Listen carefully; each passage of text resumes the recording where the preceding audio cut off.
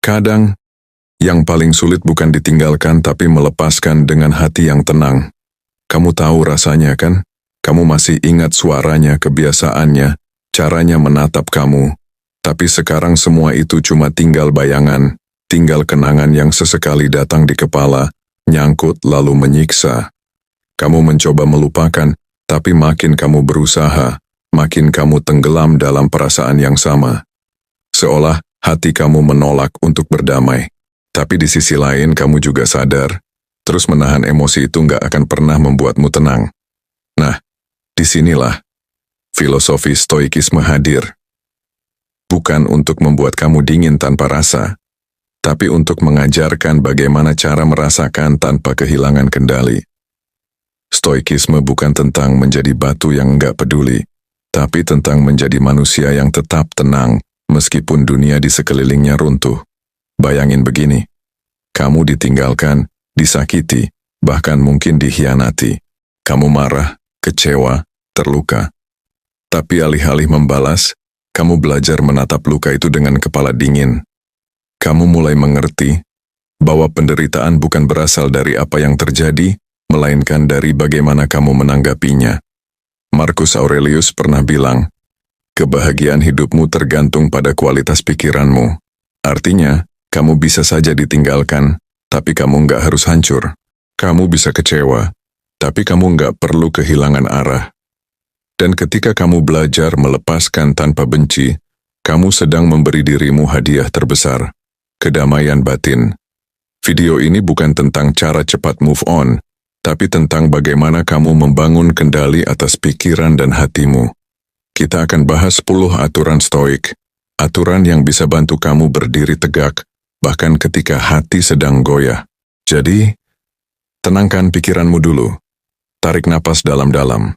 Karena setelah ini kamu akan belajar melepaskan bukan karena kamu lemah, tapi karena kamu akhirnya cukup kuat untuk tidak bergantung. Poin 1. Sadari bahwa kamu tidak bisa mengontrol orang lain. Dalam stoikisme, hal pertama yang harus kamu pahami adalah kamu hanya bisa mengontrol dirimu sendiri.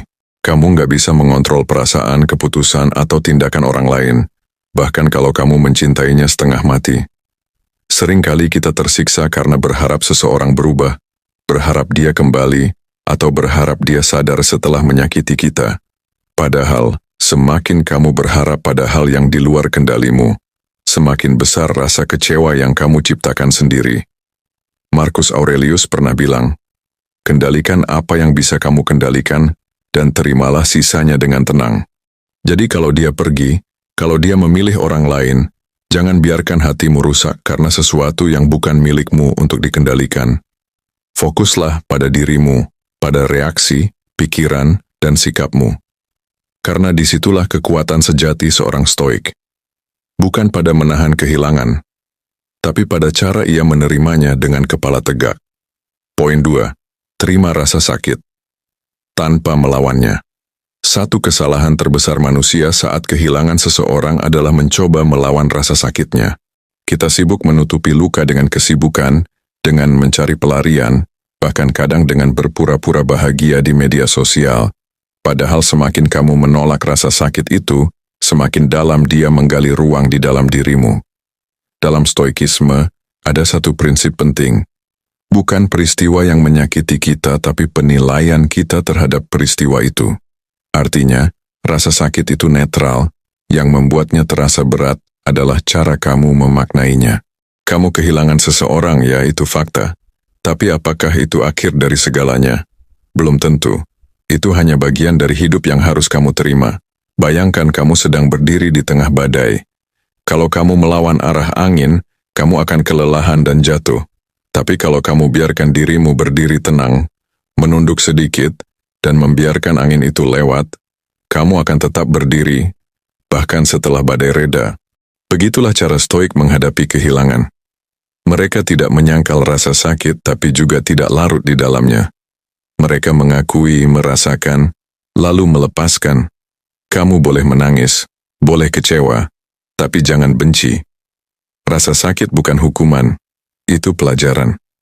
Dan saat kamu mampu berdamai dengan luka itu, kamu baru sadar bahwa kehilangan tidak membuatmu lemah.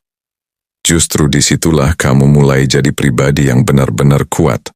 Poin 3, lepaskan kendali atas hal yang tidak bisa kamu ubah.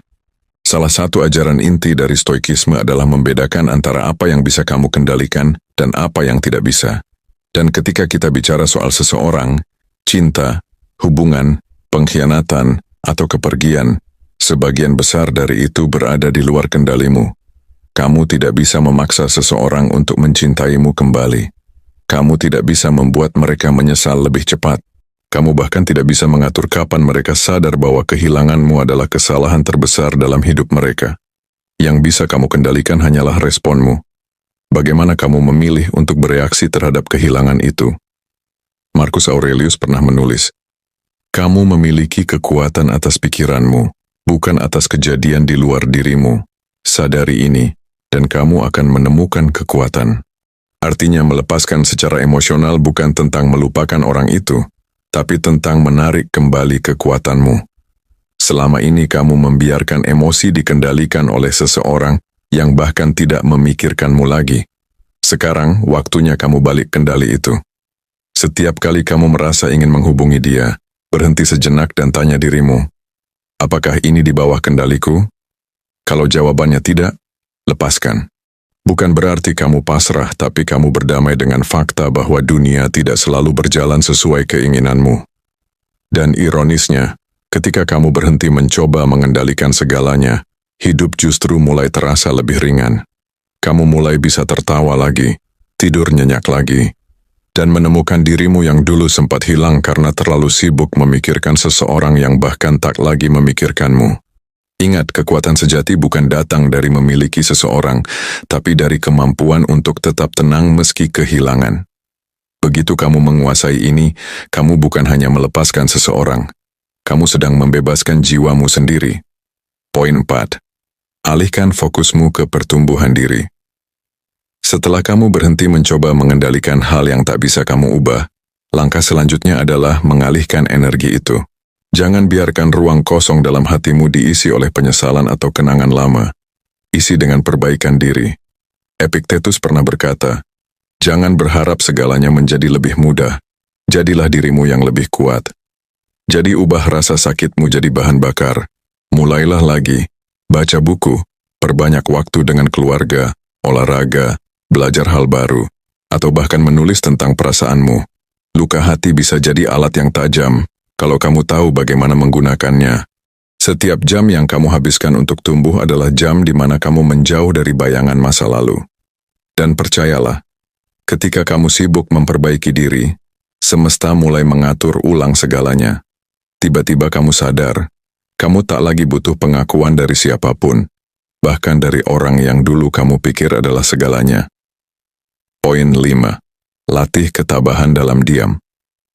Ketika kamu berhenti mencari penjelasan dari orang yang menyakitimu, kamu mulai melatih ketabahan sejati.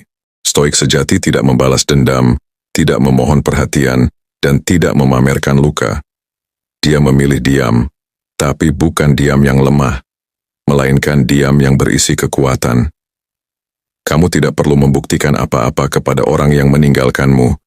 Kamu hanya perlu membuktikan kepada dirimu sendiri bahwa kamu bisa tetap tenang di tengah badai. Ingat, orang yang paling kuat bukan yang paling keras bicara, tapi yang paling tenang ketika segalanya terasa tidak pasti. Poin 6. Hapus harapan, ganti dengan penerimaan. Kebanyakan orang menderita bukan karena kehilangan, tapi karena masih menyimpan harapan tersembunyi. Mereka berkata sudah ikhlas, tapi diam-diam masih berharap, semoga dia sadar. Padahal harapan yang tidak realistis itu adalah rantai yang menahanmu. Ajaran Stoik mengajarkan, lepaskan harapan, peluk kenyataan. Ketika kamu menerima bahwa segalanya terjadi sebagaimana mestinya, kamu akan menemukan ketenangan yang tidak pernah kamu rasakan sebelumnya. Penerimaan bukan tanda lemah. Itu tanda kamu sudah cukup kuat untuk tidak lagi menolak kenyataan. Poin 7. Latih pikiranmu seperti prajurit. Setiap kali kenangan datang, bayangkan kamu adalah prajurit dalam latihan mental. Kamu diuji, bukan untuk dihancurkan, tapi untuk diperkuat. Setiap rasa sakit, setiap kerinduan, setiap air mata, semuanya sedang melatih daya tahan batinmu. Marcus Aurelius menulis, "Apa yang menghalangimu menjadi bagian dari jalanmu?" Artinya, semua luka itu bukan penghalang, tapi latihan yang akan membentuk versi dirimu yang lebih bijak, lebih kuat, dan lebih tenang. Poin 8. Belajar menikmati kesendirian bukan hukuman, tapi tempat pemulihan. Di sanalah kamu mengenal dirimu yang sebenarnya, tanpa topeng, tanpa kepura-puraan. Ketika kamu sudah bisa menikmati sendiri, kamu tidak akan pernah takut kehilangan siapapun lagi. Stoikisme mengajarkan untuk tidak bergantung pada eksternal, karena setiap kebahagiaan yang bersumber dari luar bisa hilang kapan saja. Tapi ketenangan yang kamu bangun dari dalam tidak akan pernah bisa dicuri oleh siapapun. Poin 9. Jadikan diri sebagai pelajaran, bukan penyesalan. Jangan lihat masa lalumu sebagai kesalahan, tapi sebagai guru yang mengajar dengan cara keras. Setiap pengkhianatan, setiap air mata, itu adalah kelas kehidupan. Dan kamu lulus bukan ketika kamu melupakan, tapi ketika kamu bisa tersenyum melihat luka tanpa merasa perih lagi. Kamu bukan korban dari masa lalu, kamu adalah murid yang sedang naik tingkat. Poin 10. Bebaskan hati, bukan karena dia, tapi karena dirimu sendiri. Pada akhirnya, stoikisme bukan tentang membuat orang lain menyesal, tapi tentang membuat dirimu damai tanpa perlu pembuktian.